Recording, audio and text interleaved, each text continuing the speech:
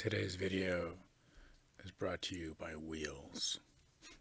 Hooray! It was such a great invention, wasn't it? So 4.7, we're looking at characteristics of a data set that are what we call normally distributed. So we're going to do our best to describe what that means. And then note that normal distributions have area underneath them, and there's this percentage associated with that then connects back to the probability we learned in chapter 4. And then we're going to learn about this thing called the empirical rule, which is related to normal distributions. And then we're going to calculate some z-scores. So first off, our author went out and gathered maple. He's got maple trees where he lives and gathered 100 pods from this maple in his backyard and apparently measured them and made a grouped frequency distribution of the length of the pods.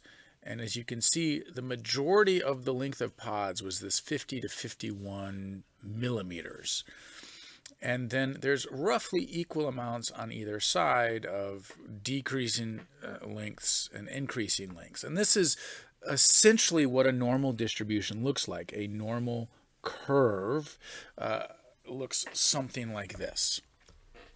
And it's where the center measurement is really the mean, and that is the best measure of center, and there aren't particularly lots of outliers, and there's this sense of symmetry, like there's equal amounts of data on either side in terms of lengths or whatever it looks like. So our author asked us to come up with a list of things that are normally distributed, and lots of human physical characteristics tend to be normally distributed, like the weights of individuals in a particular country, probably because they're based off of a similar diet in each country.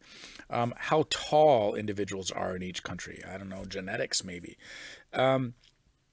Grade distributions are not, grades. I think the average GPA tends to be normally distributed.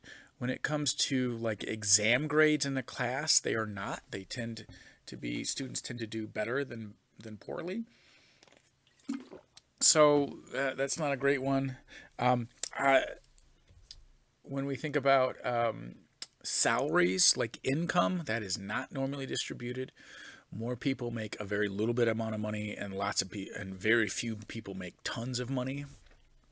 You think, if you've heard of the 1%, the top 1% stuff from back at the Occupy Wall Street movements and that thing. IQ tests were normally distributed. I think they were kind of forced that way, and a lot was tried to tie to IQ tests or IQ scores, but they were not. SAT and ACT scores are normally distributed. So there are things out there that have normal distributions. Okay, so let's try to get a good sense of what this is. Well, if we were to take 100 adult women and measure their heights and then construct a histogram, it would probably look something like this, where most of those women in that sample were about the same height. There would be some middle center value, and then there'd be some that were taller and some that were shorter, and probably about equal amounts. Our author asked us to guess what we think would be the scale for here, and that would require us to know something about the heights of women, the typical height or the average height of a woman, and I'm thinking like, I don't know that. Well, if we were to increase our sample size with more and more women,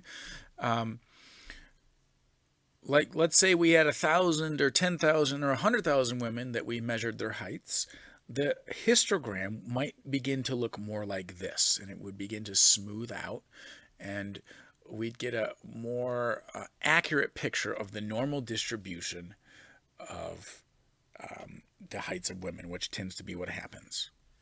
So this is that curve, that best. Oh, it's terrible. It should be exactly the same. And this center is what would be the mean, and that would be the average height of a woman. Now, our author is saying American women, the average height of an American woman. That might be different for different countries. It might also be different, like we could talk about the average height of a WNBA player, which is probably taller. Same thing for like the average height of a male and then the average height of a NBA player. Those average heights are quite different. Okay, so here's a description of the normal distribution. It's a probability distribution that plots all of its values in a symmetrical fashion. Well, that's not particularly helpful. Most of the results are situated around the probability's mean. That's a normal distribution. Values are equally likely to plot on either above or below the mean, and grouping takes place at values that are close to the mean and then tails off symmetrically away from the mean. Okay, well, here's the picture of that description. The center of this distribution is exactly the mean of the population or the sample. Half of the data value is above, that's 50%. Half of the data values are below, that's 50%. And when we say symmetrical, what we mean is we can fold this thing over and we get the exact same picture on either side. The other thing is that the area under the curve, and when we talk about the curve, we're talking about this thing right here. This is the curve. The area under it represents the percentage of the data values that fall between a particular measurement. So for this normal curve, we're graphing the mean heights of women, and we're being told that the mean height of an American woman is 63.7 inches, based on that being the center value. And then we're saying, well, the area in between this curve and 66 is 0.303. That represents that 30.3% of American women are between the heights of 63.7 inches and 66 inches tall. That also means if we were to randomly select a woman from the American population, an American woman from the population of American women, there's a 0.303 chance, or 30.3% chance, that woman would be between these heights. That's what this is telling us.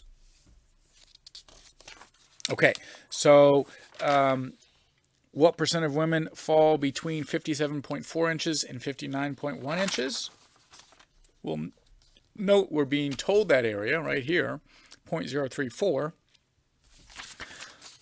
So we just need to convert that 0.034 to a percentage. We do that, if you think back to Unit 1, by multiplying by 100.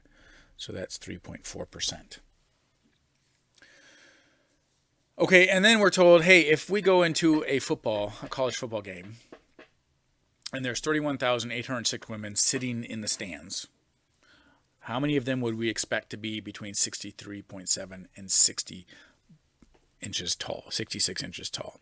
Well, first off, we'd have to be careful. We're claiming this is a sample of American women. It would need to be representative of the population itself, because that's what these percentages are coming from. And we would have to ask ourselves, is this set of women sitting at a college football game, do we think that would represent the population? Or is there a common characteristic to women that attend college football games that makes them different than the general population of American women? I don't quite know for sure one way or the other. I do suspect that the majority of these women are probably college aged, like they're probably attending that college. And so it's not going to be particularly representative of the population as a whole, right? It excludes women who are not in college. Does that mean it's not representative of the population? Maybe. Okay, so this is our result. It's approximate this. We should round to the nearest whole number. So 9,637 women we would expect to be between these heights, but maybe not, because this might not be a very representative sample.